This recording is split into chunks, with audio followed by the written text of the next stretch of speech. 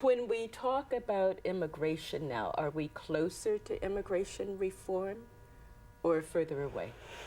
Yeah, no, that's a great question. I think we're definitely closer to immigration reform than we have been in several years. I think post the 2012 elections, I think that the Latino and Asian immigrant community really came out to the polls and really shifted our conversations around immigration reform. And I think that we have, in the last couple of years, highlighted the urgency to really create a policy and a pathway to citizenship for not only the 11 million undocumented immigrants in this country, but for their families. And immigration reform is not only an issue, it's an issue that affects us all. We all. Now, Denia, Jasmine just now said because of the elections, or it was evident during the elections with Latino voters and Asian voters, that this kind of shifted the conversation. Mm-hmm. Do you think it shifted the conversation, and if so, why? I think so. I think having so many people that were previously not able to vote, or were what we're calling like new Americans being able to exercise their right to vote, really sent a message that, you know, people want to achieve the American dream, and that we should be able to have a pathway for people so that they can be incorporated into our society and fully contribute and have their contributions be recognized. So. Well, there's always that issue of the American dream and who's entitled to have it. And of course, those who are in opposition would say, well, if they're not here legally, if they don't deserve to be here, why should this country provide a pathway to citizenship? Yeah, well, I think a lot of us, immigration is a very complex issue, and we cannot really talk about immigration without really addressing why people come to this country. And I think a lot of us, either ourselves, our parents, or grandparents, came to this country in a search of a better life and really a future for our own families. And so when we talk about immigration and immigration reform with a pathway to citizenship, is really talking about having a system that reflects our values of family unity, and we really value hardworking and we value families. And so I think that when we advocate for immigration reform, we're advocating for our systems to really reflect our American values. President Obama, I've heard, has been very,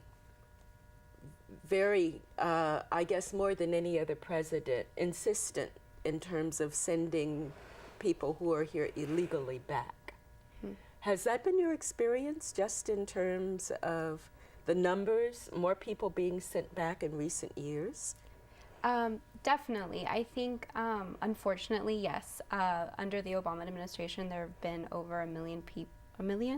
Close to 2 million. Close to 2 million now who have been deported. And I think although President Obama is pro-immigration reform and has been very vocal about the country's need to move forward and provide people with a pathway to citizenship, he's also been very concerned about border security and has been trying to compromise and say that, prove that he's tough on enforcement and on the fact that our laws need to be respected, but that he also thinks that we need to fix this problem because it's not going to go away, and deporting people isn't going to change the fact that there are 11 million people who are already here and contributing and who want to be incorporated into society. Now, the economy has been for a long time on a downswing.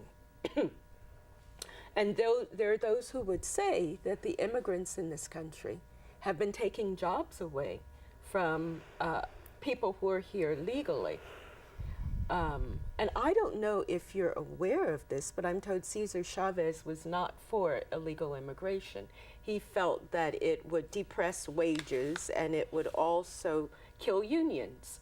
So what would you say in terms of the fear that illegal immigrants in this country are taking away jobs at a time when jobs are a precious commodity? Right. And I think that's a great question because I think it's been proven, studies after studies, and that immigrants actually create jobs. We have a lot of entrepreneurial skills, and I think a lot of immigrants come here to start jobs and to actually create jobs for our economy. And there's been studies shown that if we pass immigration reform, it would actually generate trillions of dollars and will help our like national deficit. How?